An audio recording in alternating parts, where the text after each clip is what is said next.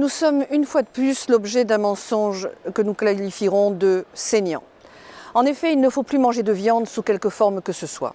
C'est le nouveau slogan qui, depuis quelques mois, nous conduit, par de subtiles actions médiatiques, à remettre en cause des milliers d'années d'habitudes alimentaires.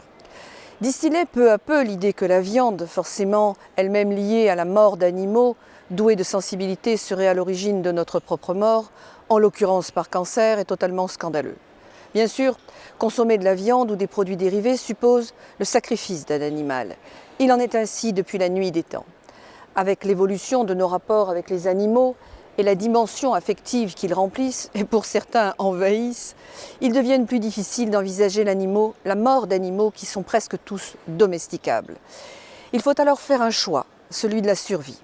Et il faut bien reconnaître, bon gré, mal gré, que la chasse est seule à l'origine de la survie de la race humaine, tout autant que de beaucoup de races animales qui se sont régulées par la prédation. Car sans viande, on est contraint soit à des supplémentations, soit à une vie au ralenti, en absolue fragilité à l'environnement. Et, comme si l'argument affectif ne suffisait pas, s'y ajoute la peur du cancer.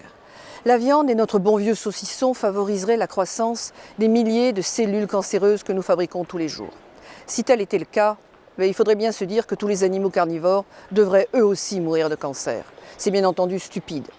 La vérité oblige à dire que si le cancer existe dans l'alimentation, c'est dans le cas de surconsommation, de transformation des viandes avec trop de sel, trop de sucre, trop de produits surajoutés, comme des nanoparticules, trop d'hormones de croissance, trop d'antibiotiques, trop d'insecticides ou des emballages toxiques. Et la liste est longue. Et de facto, se pose une vraie question. Que se cache-t-il derrière toutes ces attaques ? Eh bien, tout se passe comme s'il y avait une manipulation menée par des lobbies, en l'occurrence celui de la chimie de la nourriture et celui de la chimie du médicament. Mais alors quel serait leur but ? Très clairement, la disparition de la nourriture naturelle. À partir du dénigrement systématique de ces substances fondamentales et vitales.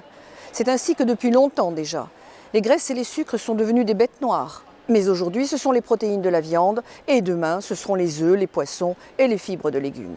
Et tout cela pourquoi ? Pour nous conduire à manger obligatoirement de la nourriture artificielle. C'est soleil vert, cette nourriture obligatoire de la cité du futur. Et si on y ajoute que certains lobbies possèdent déjà l'exclusivité de certaines semences rendues hybrides, on peut aller jusqu'à imaginer qu'ils auront ainsi le monopole théorique de la nourriture, mais surtout de sa spéculation. Ils seront maîtres de la survie des hommes, ils choisiront qui vivra bien ou qui vivra à moitié. Ce qui est plus grave dans cette affaire, c'est que l'OMS, en soutenant ce qui reste à ce jour des rumeurs, tant les études sont indigentes, est très clairement complice de ces lobbies. Elle qui s'est déjà trompée sur les grandes épidémies H1N1 et H5N1 qui ont coûté à la seule France l'équivalent de plusieurs années de plan Alzheimer. Épidémies qui n'ont jamais eu lieu. Cette même OMS qui, en revanche, n'a jamais rien fait quand l'épidémie d'Ebola causait déjà des centaines de morts. Alors revenons donc à la raison et ne nous laissons plus manipuler. Refusons la mondialisation des marchés alimentaires et leurs oiseaux de malheur. Réapprenons à manger sainement des produits de nos terroirs.